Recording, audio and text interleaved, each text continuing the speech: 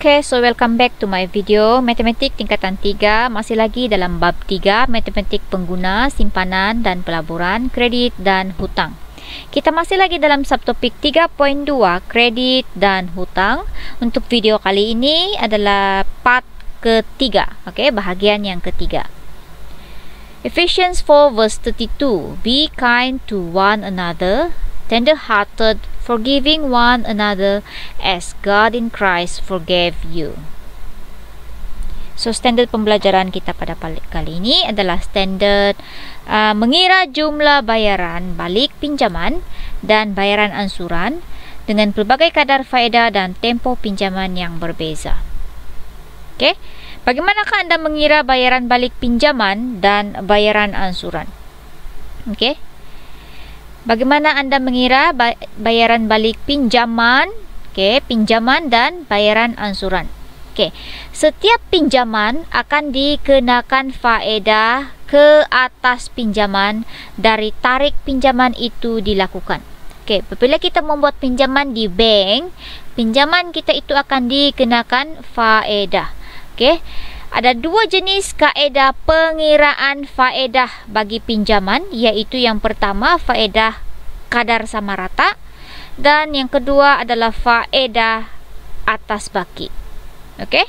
Baki pinjaman wujud setelah menolak bayaran pendahuluan dan ditambah dengan jumlah faedah yang dikenakan. Ansuran bulanan ialah jumlah amount yang dibayar oleh peminjam kepada pihak bank setiap bulan bagi menjelaskan baki pinjaman.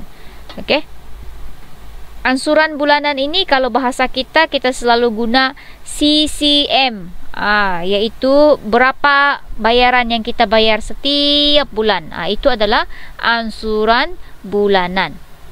Jadi setiap pinjaman itu akan dikenakan faedah. So kita ada dua jenis pengiraan faedah. Satu, faedah sama rata. Yang kedua adalah faedah atas baki. Kita pergi kepada faedah sama rata terlebih dahulu. Dalam kaedah faedah sama rata, kadar faedah dikira pada jumlah pinjaman asal sepanjang tempoh pinjaman. Jadi jumlah faedah yang dikenakan setiap bulan adalah tetap. Faedah sama rata, faedah yang dikenakan setiap bulan adalah tetap. Jadi bayaran bulan-bulan pun tetap sepanjang tempoh pinjaman. Contoh. Kita terus pergi kepada contoh untuk lebih faham. Puan Lim. Puan Lim dia membeli sebuah kereta bernilai 80,000 secara kredit. Secara kredit bermaksud dia berhutang. Dia bukan beli kereta ini secara cash money. Dia secara kredit. Beliau membayar bayaran pendahuluan sebanyak 10%. Dia buat pendahuluan, dia bayar 10%. Kemudian baki dibayar secara ansuran selama 6 tahun. Kadar faedah sama rata yang dikenakan oleh pihak bank adalah 4% setahun. Soalannya, berapakah jumlah bayaran balik dan bayaran ansuran bulanan yang perlu dibayar oleh Puan Lim? Jadi soalan tanya dua benda. Satu, berapa jumlah bayaran balik? Kedua adalah dia punya ansuran bulanan berapa? Jumlah bayaran balik di sini maksud dia adalah keseluruhan dia perlu bayar berapa. Ansuran bulanan itu adalah CCM. Kita bilang CCM. Berapa dia perlu bayar setiap bulan. So penyelesaiannya, kita tengok jumlah pinjaman. Kita tengok dulu harga belian. Berapa harga itu kereta? 80,000. 80,000. Kemudian si Puan Lim membayar uang pendahuluan 10% daripada itu 80,000. 10%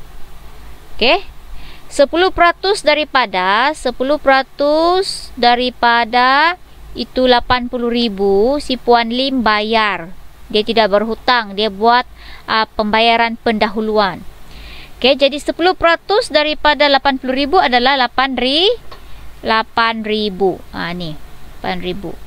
Jadi harga kereta 80.000, dia buat pembayaran pendahuluan 8.000. So dia tinggal pinjam 72.000. Oke, 72.000 lagi dia punya jumlah pinjaman. Oke. Tetapi kita kena ingat, apabila meminjam kita akan dikenakan faedah. So, faedah dia adalah selama 6 tahun. Faedah untuk 6 tahun itu 72.000. Oke, kita darab berapa faedah sama rata yang dikenakan oleh pihak bank? 4% setahun. So kita darab 4/100. Darab 6 tahun, iaitu tempoh pinjaman dia lah. Oke, jadi kita darab semua, kita dapat 17.280. Ini baru dia punya faedah. Oke, 17.280 adalah faedah untuk 6 tahun. Jadi jumlah bayaran balik untuk Puan Lim ini adalah dia punya jumlah pinjaman tadi 72.000 yang ini, tambah faedah dia 17.280 sama dengan 89.280. Inilah dia punya jumlah bayaran balik. Oke, jumlah bayaran balik. Di mana jumlah bayaran balik ini boleh dihitung dengan menggunakan formula E sama dengan P tambah PRT. Oke, kita akan tengok di contoh kedua nanti. Oke, jumlah bayaran balik sudah kita jawab, 89.280. Bagaimana pula dengan bayaran ansuran bulanan? CCM dia berapa? Oke, CCM 89.280 ini adalah selama 6 tahun dia perlu bayar. Jadi berapa dia perlu bayar setiap bulan? Kamu kena 6 tahun darab 12 bulan. Berapa? 72 bulan. Oke, 72 bulan. Jadi dia punya jumlah bayaran balik itu kamu bahagi dengan bulan dia 72 bulan. Dapatlah RM 1.240 sebulan. Inilah dia punya CCM setiap bulan. Dia perlu bayar 1.240 setiap bulan. Oke. Contoh yang kedua, Encik Azlan. Oke, kali ini kita lihat Encik Azlan. Encik Azlan membuat pinjaman peribadi. Oke, pinjaman peribadi, personal loan sebanyak 10.000 daripada Bank Mulia dengan kadar faedah 4% setahun. 4% setahun. Tempoh bayaran balik adalah 7 tahun. Berapakah ansuran bulanan yang dibayar oleh Encik Azlan? Oke, ansuran bulanan CCM dia berapa? Oke. Jadi kita guna formula E sama dengan P tambah PRT. Oke.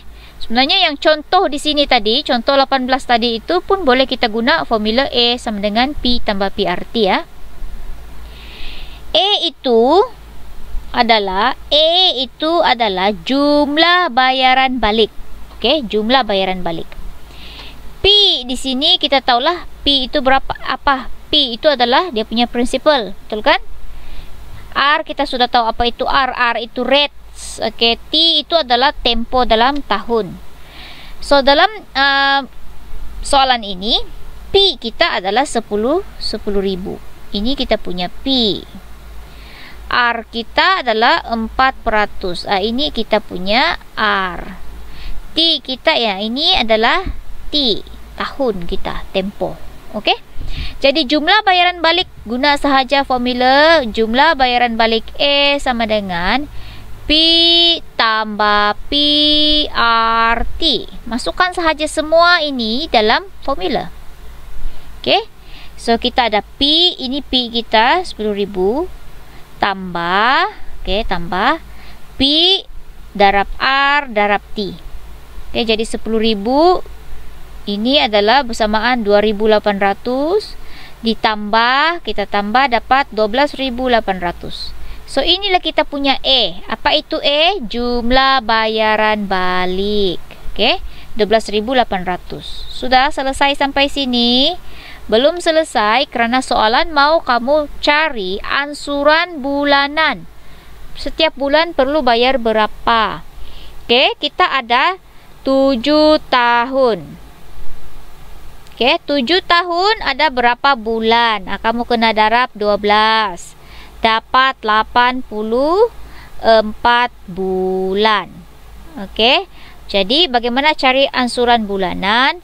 Kita punya jumlah bayaran balik, kamu bahagi dengan berapa bulan? 84 bulan. Dapat RM RM152.38.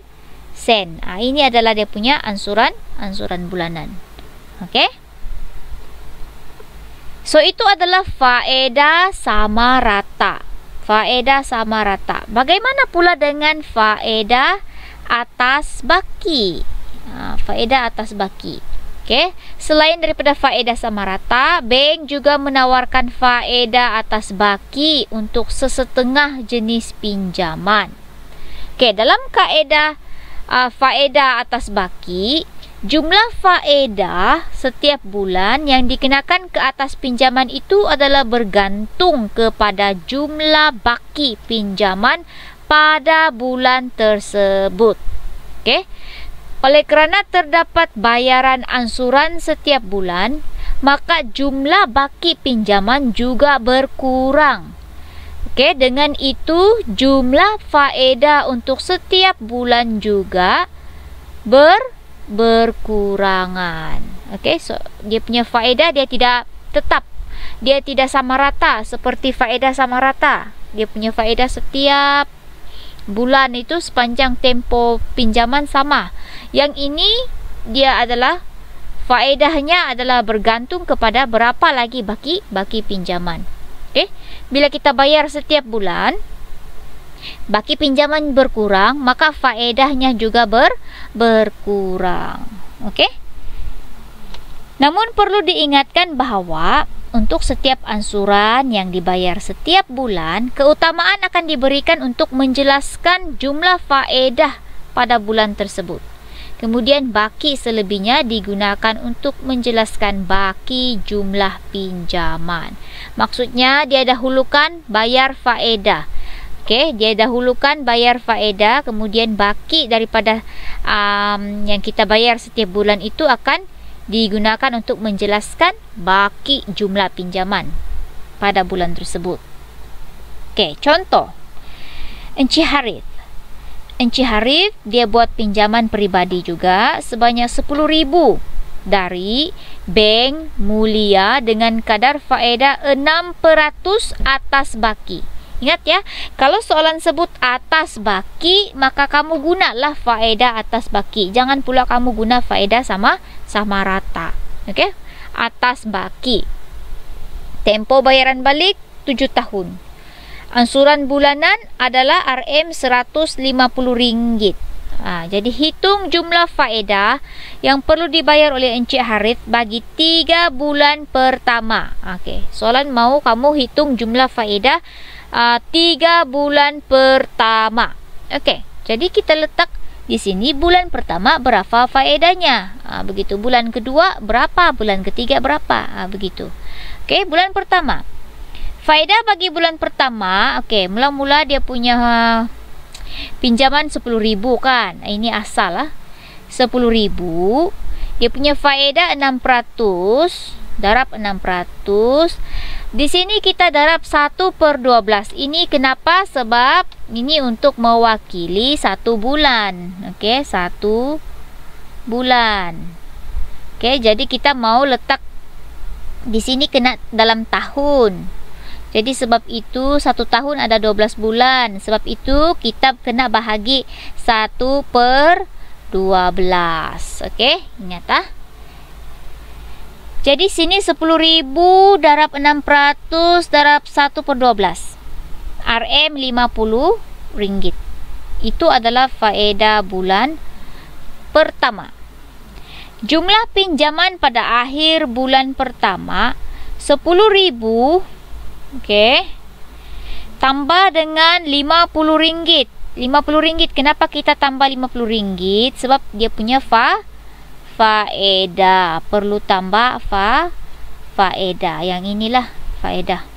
Jadi jumlah pinjaman pada akhir bulan pertama adalah RM Rp10.050.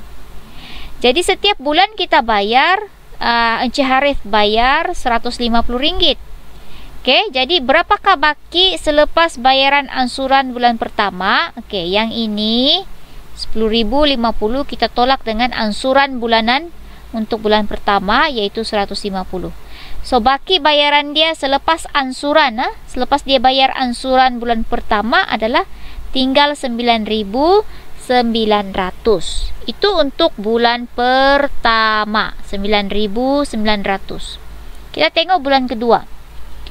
Oke, berapa tuh bulan kedua? Jumlah baki pinjaman pada awal bulan kedua adalah Rp9.900. Jadi kita kira faedah dulu untuk bulan kedua.